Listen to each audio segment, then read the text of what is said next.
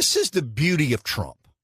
Very few politicians will fight back on the bleeding heart liberals about some of these bleeding heart issues. Where was the outrage, Reb, when the bank robber, the person who robbed the bank, you broke a law.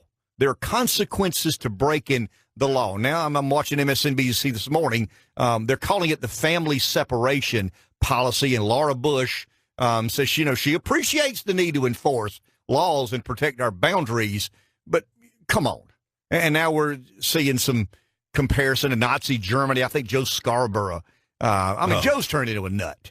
In all honesty, there was a day I really appreciated and thought I understood the complexities of what Joe was trying to do as a moderately conservative Republican. I can relate to that. I would probably argue on most fronts I am a moderately conservative Republican, but Scarborough's making a fool of himself. He's becoming more popular with that New York City crowd and the Robert De Niro's of the world and the Samantha Bees of the world. They'll all have a love fest together and sing Kumbaya. But, separation policy is cruel and immoral. It's not cruel and immoral. It's the law. It's the law. And how many times have they told us about the number of people in these third world countries who basically sell their kid to these traffickers so they can figure out a way to get into the country and infiltrate the United States? That sounds cruel and immoral. Well, you can't deal with these people in a rational way. And, it's just the bleeding heart liberal. It's called the bleeding heart liberal syndrome, and it'll always be real. They'll always go to a place, Reb, of somebody trying to enforce laws and legalities. We're cold-hearted. We're inhumane. We don't understand the consequences of these people. Sure we do. But to your point, and to Rick's point, what is it less moral? Is it more immoral to separate an American father and mother from their child after one of those parents break the law? Of course not. We are a nation of laws or we aren't. Either illegal means illegal or it doesn't. Now, let's determine that right now. You on the other side, does the word illegal mean illegal? Because we're not doing this to legal immigrants. This is not an immigration policy. That's what I don't understand. That the problem is not immigration. The problem is illegal immigration. The problem has never been immigration. That's what the left will not admit. We don't have a problem with immigration because we have immigration policy. And we've asked people to adhere and enforce immigration policy in this country for over a generation. And we finally got somebody in the White House who takes the word illegal as it means breaking the law. And when you break the laws of the American judicial system, there are consequences to that law. Do you really believe? Scarborough compares this to what happened in Nazi Germany. In essence, he's comparing our Border Patrol, our law enforcement officers, those that are charged with doing what? Making up the law?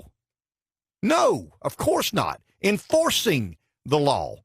And to say that these separation policies are cruel and immoral, Laura Bush is saying this now.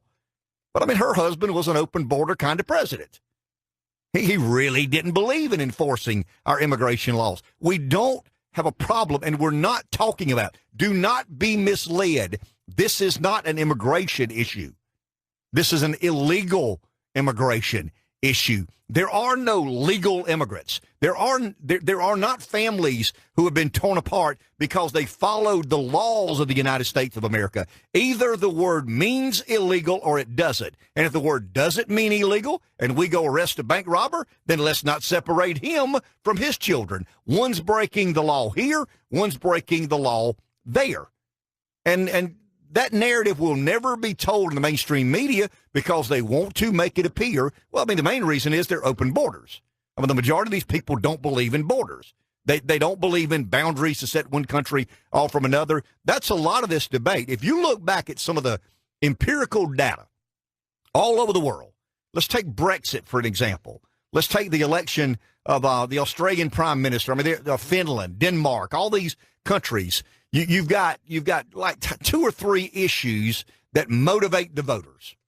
It could be the deficit. It could be the size and scope of government and its immigration. Of the top 12 industrialized countries in America, there's only one issue that is in the top 3 in all 12 countries, and it's immigration. It's absolutely immigration. And what it is, Rev, it is immigration from third world undeveloped countries into developed, westernized sorts of societies. And you said this many, many times. They don't have an interest in assimilating. There is no interest whatsoever in when you're in Rome, you do what the Romans do. When you come to America, you begin to live like the Americans do. When you go to Finland, you live like the Finnish people do. When you go to Denmark, nah, it's none of that. And we've got these world leaders, Merkel, Macron, all these avatars of globalist progressivism. I mean, that's such a wonderful descript. I mean, it really is. These people who are avatars for progressivism and globalism and no boundaries and no borders and, you know, the John Lennon song, Imagine, plays in the background. That's not reality. Nobody wants to separate a parent from their child. No good and decent, honorable person takes any glee or joy in separating a parent from a child. Do you really believe that?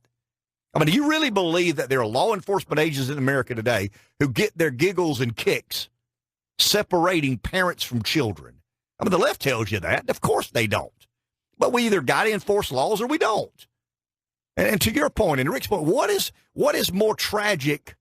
Is it more tragic for an illegal alien who comes into the country illegally to be separated from their child, or someone who robs a bank or does some act of violence or perpetrates an act of violence against another? I mean, and they're separated from, I mean, is one different than the other? Well, in the eyes of the left, it is. I mean, in the eyes of the left, it absolutely is, because these people are trying to make a better way. They're trying to declare a better path. We can't be the dumping ground. We can't be the place that allows for anybody and everybody to come in any way and anyhow they choose. We can't do that. I hope that our heart's big enough to understand we are a welcoming place. We are a land of hope and dreams. We always have been. I hope we always are. But we can't be the dumping ground for all these third world countries. And if you don't believe that there are people manipulating this system with kids, why do you think they talk 12-year-olds into putting exploding vest on? They manipulate these children. And I was reading something last night in the American Spectator, trying to prepare a little bit for the show today, and it was talking about how many kids are being trafficked in this. And it's all about trying to figure out a way to get here. May not be my kid. That kid may have been trafficked in some way, shape, or form, but it allows me for a better opportunity to get into this country and stay into this country. No. And it goes back to, does the word illegal mean illegal or not? We're not talking about separating kids from families who immigrate into America in a legal fashion. That has never been a part of this. We're talking about illegal immigration, and we must get our hands and our arms, our brains around the problem we have with people illegally entering the country. Nobody's opposed. Well, that's unfair. Some people are. I'm not. I'm not opposed to lawful and orderly immigration into this country. But we can't let people use kids as means to circumvent the laws of America when everybody else who is an American citizen has to obey those very laws. I mean, imagine you're giving basically, a loophole to someone who's not an American citizen, and someone who is an American citizen, that bank robber, that somebody who commits a crime, they may be an American citizen. You're exposing him to the laws of what? The United States of America. And you're not going to expose somebody. No, that's a ridiculous premise and notion to have. But it's the kids, the children, the bleeding hearts, and even the Bushes. I mean, I'm tired of hearing the Bushes lecture to America on what's honorable and decent. I mean, at the end of the day, your crowd's the one that led us into all these military excursions all over the world, and you sold them on the notion and premise of we're not nation building, we're promoting democracy. Well, here we are 14 or 15, 16, 17 years later, how many 17 or 18-year-olds' lives have been, ended or ruined or tremendously changed. I'm not much on the lectures from the Bushes, and I'm damn sure not much on the lectures from the left about morality and decency and integrity and virtue. No, we're a nation of laws or we aren't. And the day we stop and cease becoming a nation of laws, that'll be the day we get what we deserve. And maybe we're headed there. Let's take a break. Back in a minute, thanks to Blue Line Shooting Center. Good morning, PD Live 95.